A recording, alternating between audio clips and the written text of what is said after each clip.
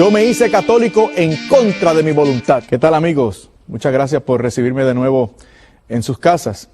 Durante esta serie, Estoy en Casa, estamos tratando de explicar en qué consistió mi regreso a la casa del Padre, después de haber vivido toda mi vida una experiencia religiosa fuera de la comunión de la Iglesia Católica, en una denominación de extracción pentecostal. Y ahora, los últimos 3 años de mi vida, los estoy viviendo, gracias a Dios, por fin aquí en la casa del Padre. Decíamos en el programa anterior que el primer problema con el cual me había confrontado llevando a cabo mi ministerio era el problema de la división entre los cristianos. Habían muchas denominaciones, aparte de la mía, que decían estar inspirados en un mismo Espíritu Santo, se basaban en la misma Biblia, sin embargo, estaban en disputa conmigo, en el sentido de que la doctrina no era la misma. Decíamos todos basarnos en una misma Biblia, pero evidentemente la Biblia no fue suficiente para conformar un solo cuerpo, el cuerpo que Cristo quiso llamar iglesia y que perseverara y se mantuviera unido, mostrando una misma verdad. Les había dicho que en San Juan capítulo 10, versículo 16, el Señor estipula claramente su deseo de que la iglesia, el conjunto de sus discípulos permanecieran unidos. Él dijo en San Juan 10, 16, que nos iba a convocar a nosotros los gentiles para que hubiese un solo redil con un solo pastor. Me confronté comenzando a ejercer mi ministerio con el hecho de que las estadísticas en aquel momento decían que aquí en los Estados Unidos habían 38,000 denominaciones cristianas, 38,000 iglesias que habían advenido después de la Reforma, es decir, iglesias recientes de algunos 500 años. Las iglesias de mi extracción eran de algunos 100 años, 90 años, 50 años. Mi denominación era la más antigua y tenía apenas 97 años en aquel momento. Entonces, comenzando a ejercer el ministerio, me di cuenta de que era necesario conocer, estar en comunión con un criterio de autoridad que me refiriera a mí, a la verdad completa. Porque yo no podía enseñar algo que fuese erróneo, yo tenía que enseñar la verdad. Pero ¿cómo estar seguro si ahora resulta que soy parte de 38,000 otras denominaciones que aseguran estar inspiradas por el Espíritu Santo? ¿Cómo hacerlo? Claro está, el movimiento ecuménico mundial ha tratado de resolver eso. Por ejemplo, cuando se reúnen las principales denominaciones protestantes en Ginebra en 1948, tratan de formar el Consejo Mundial de Iglesias. Y es interesante porque en los documentos de incorporación del Consejo Mundial de Iglesias, estas principales denominaciones protestantes dicen que inician el diálogo y el ideal ecuménico porque se han dado cuenta de que es un escándalo y un pecado, una falta a la declaración, al mandato de Jesucristo de que fuésemos uno solo, de que estuviéramos unidos, según San Juan capítulo 17, versículos 18 en adelante, como veremos luego. Entonces, ese es el ideal de unificación de los cristianos que inclusive desean los hermanos evangélicos y que ellos en los documentos de incorporación del Consejo Mundial de Iglesia dicen, reconocen que es, número 1, un escándalo y número 2, es un pecado.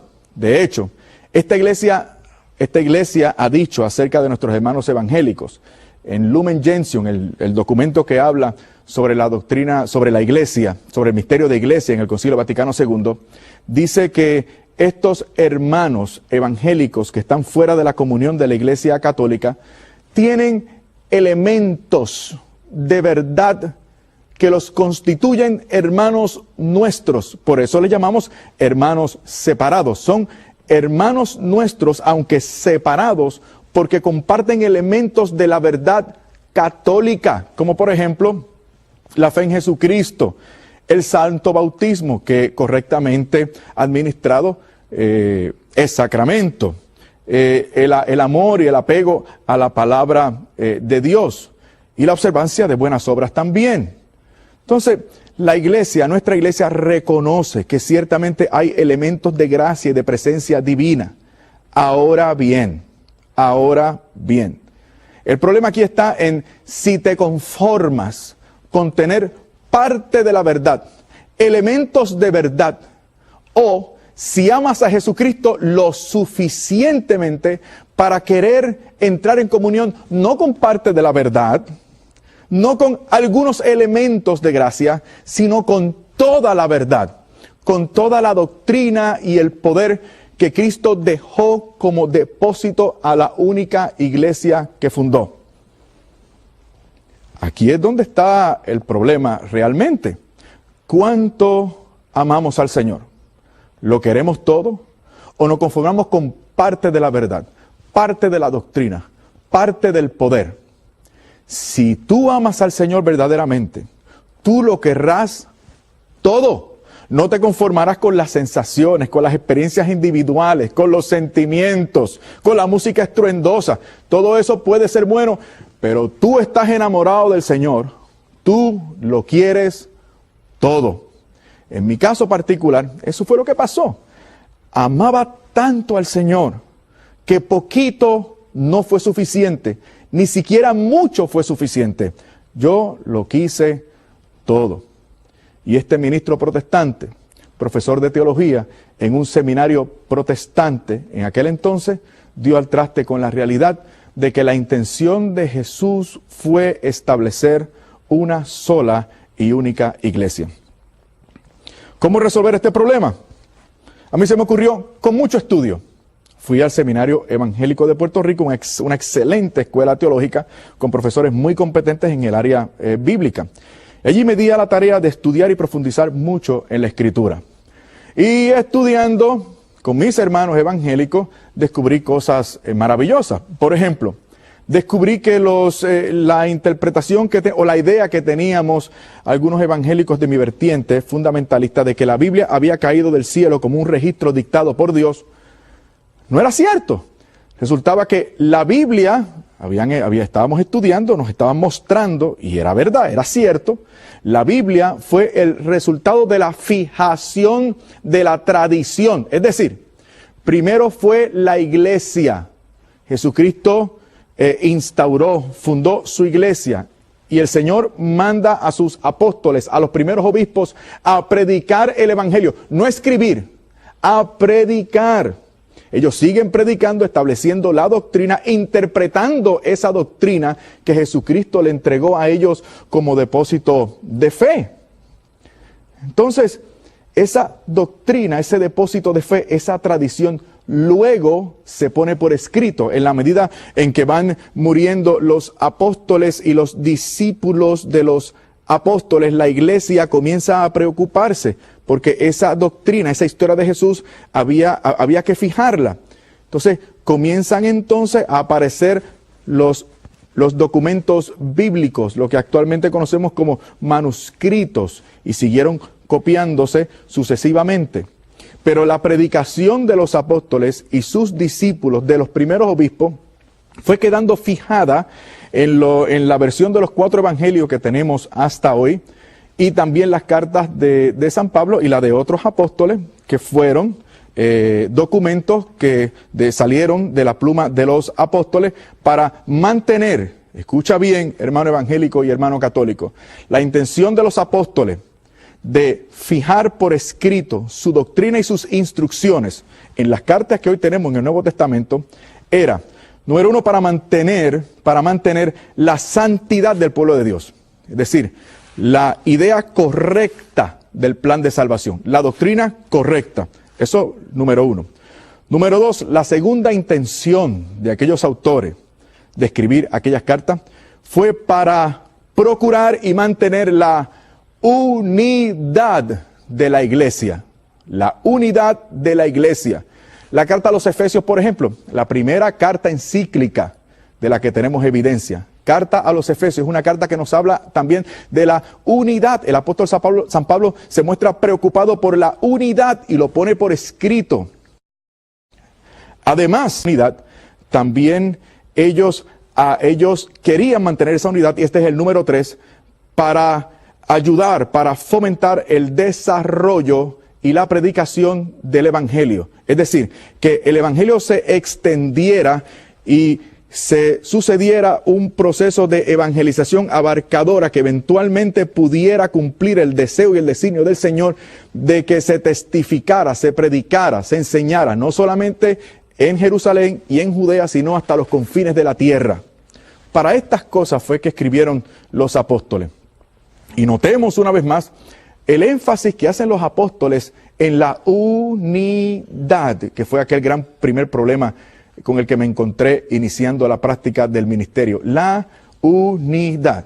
Bueno, iniciando mis estudios, en el mismo primer semestre, tenía que hacer una exégesis, un estudio minucioso de un pasaje de la Biblia.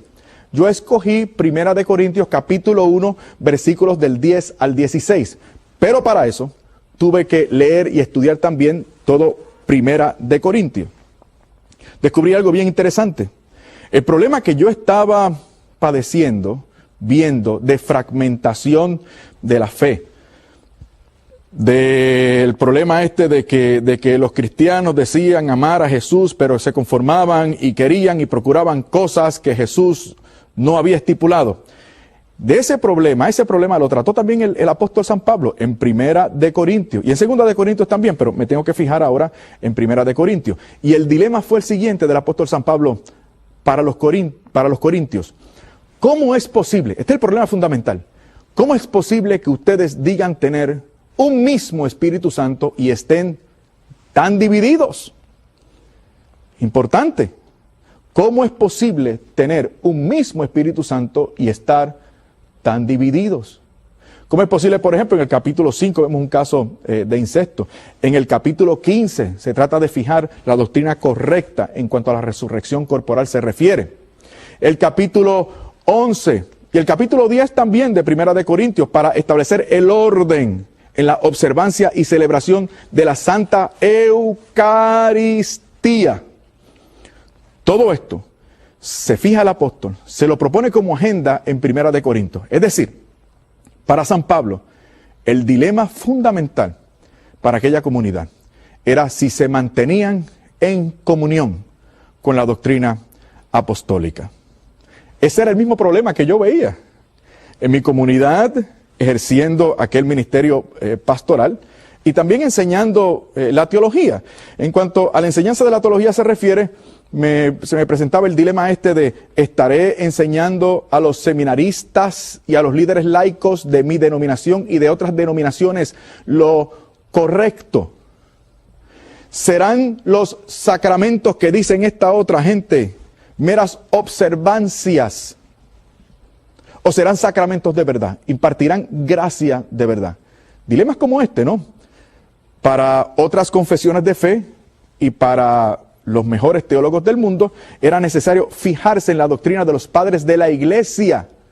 Pero yo no conocía acerca de los padres de la iglesia, que fueron aquellos discípulos de los apóstoles que escribieron después que se cerrara el canon del Nuevo Testamento y fijaron la fe de la iglesia en otros documentos que son sumamente importantes para entender la fe de la iglesia y la celebración de la fe que aquella primera iglesia tenía y sus diócesis. Además, en el mismo 1 de Corintios tenemos otro texto que es bien importante. 1 de Corintios capítulo 12, versículo 13. Interesante, el capítulo 12 nos habla de la iglesia como cuerpo de Cristo. Es un capítulo en el cual se nos presenta la iglesia como un organismo. Y dice el versículo 13 del capítulo 12 que hemos recibido el Espíritu Santo, escucha bien, una vez más, el Espíritu Santo para conformar un solo cuerpo. No las 38,000 denominaciones que habían antes cuando yo me fijé este problema. No las 42,000 denominaciones que hay hoy en día en este país. No. Un solo cuerpo. Evangelio según San Juan. Me voy a quedar en el Evangelio según San Juan por un tiempo para economizar hacer buen uso del tiempo que tenemos disponible. San Juan capítulo 10, versículo 16. Una vez más, el Señor, Dice, estas ovejas que voy a llamar de entre los gentiles serán un solo redil y habrá para ellos un solo pastor. Jesucristo es el buen pastor. El pastor que al final de ese evangelio, según San Juan, le dice a Pedro, ahora tú pastorea mis ovejas. Hablando en este caso del papado, es decir, del cuidado de las ovejas del Señor por un vicario de Cristo aquí en la tierra. Ese primer vicario de Cristo en la tierra fue San Pedro, porque el pastor lo quiso. Pastorea mis ovejas. A ti daré las llaves del reino de los cielos. Mateo capítulo 16, versículo 19. De manera que todo lo que ates en la tierra será atado en el cielo y todo lo que desates en la tierra será desatado en el cielo. Una vez más, Mateo capítulo 16, versículos 18 y 19. Pero continúa el evangelio según San Juan. Todo esto lo iba estudiando y todo esto me iba evidenciando que tal vez yo no estuviera en el lugar correcto. Porque si Cristo había establecido una sola iglesia, yo tenía la responsabilidad de pertenecer a esa iglesia. Entonces, el dilema era, está bien, Cristo, el jefe, quiso fundar una sola y única iglesia. Y dijo de esa iglesia que las puertas del infierno no iban a prevalecer en contra de ella. O sea, la iglesia que Cristo fundó siempre ha sido, nunca ha dejado de ser. Los capítulos 14, 15 y 16 de San Juan. Ahí aparecen 7 versículos que nos hablan del Espíritu Santo. Repito, capítulos 14, 15 y 16. 7 versículos que nos hablan acerca del Espíritu Santo. ¿En qué términos? Escucha bien, hermano. Voy a parafrasear. Yo me voy, pero no les dejaré huérfanos. Yo rogaré al Padre y el Padre enviará en mi nombre un consolador, un acompañante, un paráclito. Y le llama a ese paráclito, en el capítulo 16, el Espíritu de verdad. No de las verdades, de la verdad, que es el Espíritu Santo. Y dice, y el Espíritu Santo les conducirá a la verdad completa. Escuchen bien, el Señor se va, eso es lo que le está diciendo, se va a ir, pero el Padre va a enviar en su nombre un consolador. Ellos van a enviar un consolador que es el Espíritu Santo, para que después, Jesucristo estando allá glorificado, para que después de esa glorificación, continuar el Señor por su Espíritu Santo revelando la verdad completa. Bueno, pero Jesucristo es la verdad en persona. ¿Qué más quiero? Pensaba yo. Pero ahora resulta que hay más verdad por conocer. ¿Cuál es esa toda verdad acerca de Jesucristo que el Espíritu Santo quiere revelar? Un solo Espíritu Santo, una sola y única verdad. ¿Qué verdad es esa? Bueno, el último versículo del Evangelio según San Juan dice que muchas otras cosas hizo el Señor, que si fuesen todas puestas por escrito, el mundo no podría sostener los libros que tendrían que ser escritos para contener las enseñanzas de Jesús. Es decir, amamos este libro, le he dedicado toda mi vida, lo amo con todo el corazón. La palabra de Dios. Pero esta palabra de Dios tiene que ser aplicada. Aquí hay mucha verdad. Y esa verdad no está estrictamente contenida en el libro. Esa verdad fue dada en depósito a la iglesia que Cristo estableció. La palabra de Dios. Una sola y única verdad. ¿Dónde está esa verdad? En la iglesia. ¿Qué iglesia? Para mí fue difícil esto, porque se me hacía difícil pensar en otra verdad o una amplificación de la verdad a partir del registro bíblico. Pero así lo dispuso el Señor, una sola y única verdad. También el Evangelio según San Juan, capítulo 17, versículos del 18 en adelante. El Señor dice, yo llamaré otras ovejas que no son de este rebaño.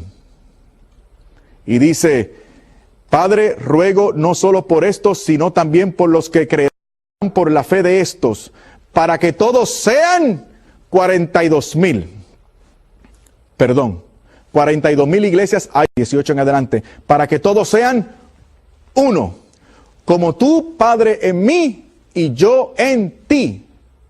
Escucha bien, como tú, Padre, en mí y yo en ti, que ellos sean perfectamente uno, para que el mundo crea que tú me has enviado. Entonces, ¿cómo es posible que el mundo crea? Era el problema que tenía en el ejercicio de mi ministerio. ¿Cómo era posible que el mundo creyera si no había una iglesia visible? Por lo menos así pensaba yo. La iglesia es invisible. No puede ser visible porque no me conviene que sea visible. Porque la única iglesia a la que puedo señalar como visible durante los pasados 2000 años es la iglesia católica. Y yo no quería que la iglesia católica fuera la iglesia de Cristo. Porque me caían mal los católicos. Porque no me gustaban. No entendía sus prácticas. Y no las entendía porque las ignoraba. Y las ignoraba porque los católicos no me las explicaban. Tenía amigos católicos, porque yo tenía amigos católicos. Eran mis amigos en la medida en que yo pudiera ganármelos. En la que yo pudiera, como yo decía, rescatarlos de la mentira. Y se me hacía bastante fácil en la mayoría de los casos. Y entonces comencé a fijarme en la idea de que los católicos eran gente que no conocían su fe. Y pensaba, como no conocen su fe, no aman a Jesucristo. Y como no aman a Jesucristo, pues yo les tengo que enseñar cómo lo tienen que amar. Y de ahí entonces mi idea y mi esfuerzo por tratar de ganarme a los católicos. Sabía que entre aquellos amigos había algunos que sí conocían algo su fe, iban a círculos de oración, participaban de medios de formación. Estoy seguro que aquella gente pudo haberme hablado de su fe católica, pero no lo hacían. No lo hacían. No lo hacían porque me respetaban mucho. Por eso decía un gran prelado que por los malditos orgullos o por los malditos observancias humanas, mucha gente se va al infierno. Porque es que quieren ser tan dialogales, quieren ser tan abiertos, que acogen todo lo que le quieran dar. Relativizan su fe, se echan para atrás, se resguardan en cuanto a su doctrina y le dicen que sí a todo. Y lamentablemente aquellos amigos católicos no me hablaron claro, no me hablaron sobre estas cosas. Si lo hubiesen hecho, qué mucho problema me habrían ahorrado. Si me hubiesen hablado de la maravillosa doctrina de esta iglesia. Si me hubiesen hablado del gran regalo que tenemos nosotros en el sacramento del altar, la Santa Eucaristía, donde el Señor se nos da con todo su cuerpo, sangre, alma y divinidad. Qué maravilla si me hubiesen hablado del cuidado maternal de mi Madre del Cielo, María Santísima. El Señor nos la está al pie de la cruz. Ella y a tu madre. Y a nosotros nos dice, discípulos míos, ahí está tu madre. Y a su madre, ahí están mis discípulos. Si hubieran sido sinceros conmigo, yo habría descubierto la unidad de la iglesia, la visibilidad de la iglesia, mucho antes. La iglesia de Cristo no es invisible. La iglesia de Cristo es un ente concreto. La podemos observar hoy. Subsiste aquí, en esta santa iglesia católica. Padre, no ruego solo por estos, sino por los que creerán por la palabra de estos. Una vez más, San Juan capítulo 17, versículos del 18 en adelante. Para que todos sean uno. Como tú, Padre, en mí y yo en ti, que ellos también sean perfectamente uno. Para que el mundo crea que tú me has enviado. Entonces, ¿tienes interés evangelizador? ¿Amas al Señor y quisieras compartir su mensaje y su doctrina? Pues fórmate en una unidad con la iglesia que Cristo estableció. No tienes que inventar la rueda.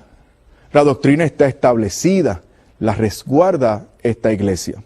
No tienes por qué temer. Antes yo tenía el miedo de estar enseñando lo correcto, porque esto es lo que creo yo hasta hoy. Esto es lo que opina el otro de la otra denominación. Esto es lo que dice este famoso predicador. Esto es lo que dice aquel otro teólogo. O sea, no había un criterio de verdad al cual referirme. Pero aquí en la Iglesia Católica estamos en casa. Aquí se resguarda la doctrina de Jesucristo. Y podemos acercarnos confiadamente, sabiendo de que estamos cerca de la verdad que Cristo entregó para que custodiara la única iglesia que Él fundó. En el próximo programa estaremos detallando un poquito más este viaje de conversión, este proceso de conversión a la fe de la Iglesia de Jesucristo. Muchas gracias.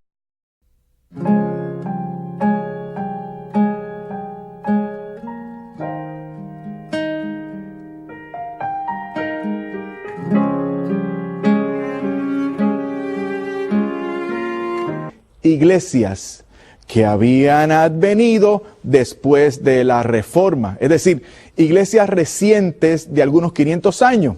Las iglesias de mi extracción eran de algunos 100 años, 90 años, 50 años. Mi denominación era la más antigua y tenía apenas 97 años en aquel momento. Entonces, comenzando a ejercer el ministerio, me di cuenta de que era necesario conocer, estar en disputa conmigo, en el sentido de que la doctrina no era la misma. Decíamos todos basarnos en una misma Biblia, pero evidentemente la Biblia no fue suficiente para conformar un solo cuerpo, el cuerpo que Cristo quiso llamar iglesia y que perseverara y se mantuviera unido, mostrando una misma verdad. Les había dicho que en San Juan capítulo 10, versículo 16, el Señor estipula claramente su deseo de que la iglesia, el conjunto de sus discípulos permanecieran unidos. Él dijo en San Juan 10, 16, que nos iba a convocar a nosotros los gentiles para que hubiese un solo redil con un solo pastor. Me confronté comenzando a ejercer mi ministerio con el hecho de que las estadísticas en aquel momento decían que aquí en los Estados Unidos habían 38,000 denominaciones cristianas. 38,000, los estoy viviendo, gracias a Dios, por fin aquí en la casa del Padre.